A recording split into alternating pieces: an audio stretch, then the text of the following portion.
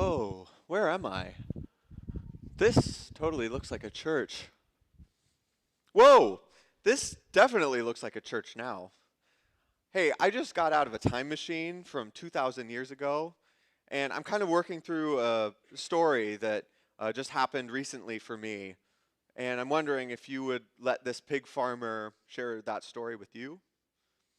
I think when stories are shared here, it's words like uh, the Holy Gospel according to Mark, the 5th chapter. All right. So then Jesus came to our side of the sea, to the Gentile side, the region of the Gerasenes, and the man from the tombs with an unclean spirit met him. Now, this man lived in the tombs, and we couldn't restrain him even with chains, for he had often been restrained with shackles and chains, but the chains he wrenched apart, and the shackles he broke into pieces, and none of us had the strength to subdue him. Day and night, he was always up on the mountaintops or in the tombs, howling and bruising himself with stones. So he saw Jesus and ran to meet him and shouted at the top of his voice, "What have you to do with me, Jesus, Son of the Most High God? I beg you, by God, do not torment me." For Jesus had just said, "Come out of the man, you unclean spirit." And Jesus asked, "What is your name?" And he replied, "My name is Legion, for we are many." Ugh. And then he begged Jesus not to send them out of the region. And there on the hillside was my big herd of pigs. And the man said, "Send us into those pigs. Let us go into them." So Jesus just gave them permission. He didn't even ask me. And the spirits entered into the pigs, and my herd, which, I have about 2,000 pigs. Or I should say I had about 2,000 pigs, because then they stampeded down the steep bank into the sea, and they were drowned in the sea. So I ran off to the city and to the country and told everyone, and we all came and saw Jesus and saw the man that had been possessed by these unclean spirits. He was just sitting there, clothed and in his right mind. And we were all afraid. And then I and the other people who had seen all that happened concerning the man possessed by demons and to my pigs, we told the story. And then everyone, all of us, begged Jesus to get out of our neighborhood. So Jesus got back into his boat, and the man went after him and begged him that he might go with him. But Jesus said, "No, go back to your own and tell them all that the Lord has done for you, the mercy that the Lord has shown you." So he went back to our 10 Gentile cities and told the story, and everyone was amazed. The gospel of the Lord. Praise to you.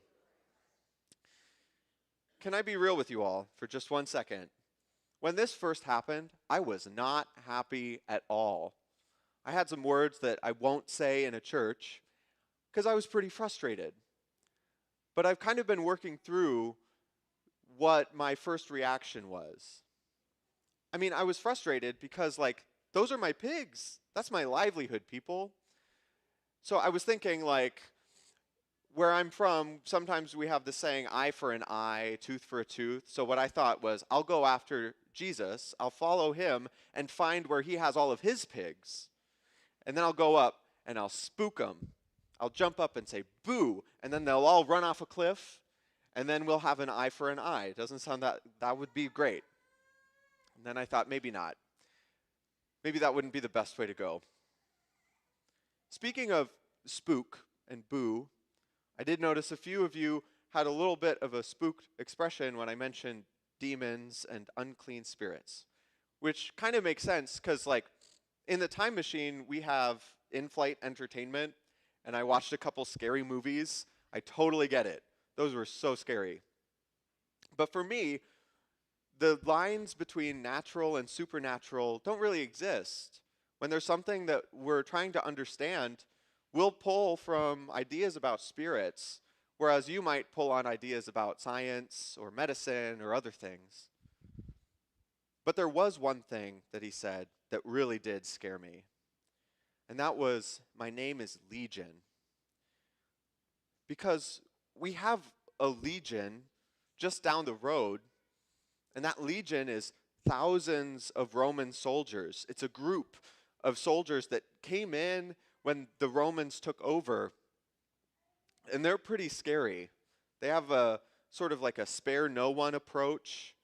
There's a lot of fear, a lot of death, and we carry that fear inside us. And we're really nervous about them being here. They've also got a symbol. Every legion has a different symbol that they carry with them. And the symbol for this legion in our land is a pig. So when all of this happened to my pigs, first I was frustrated.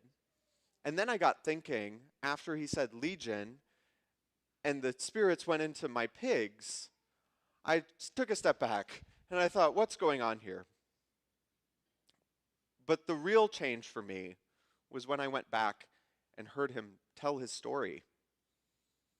After Jesus had left and he was sharing about himself, I mean, we haven't heard him tell his story. He's been moaning and howling on the mountains and in the tombs, but I didn't realize how much he had lost when the Romans came in. He was in the tombs for a reason. He was mourning. And hearing him say this and hearing him speak of the healing that Christ had brought to him, Jesus didn't have to come over here to our side of the Sea of Galilee. It was pretty inconvenient for me, sure, and I was a little frustrated with Jesus at first, but now I'm just grateful that he came and healed one of our own. And it makes me think he might heal someone like me, someone like us.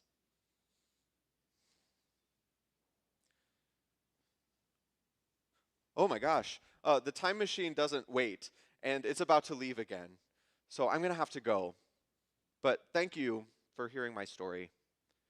And as someone might end something like this in a place like this, I might say, Amen and Amen.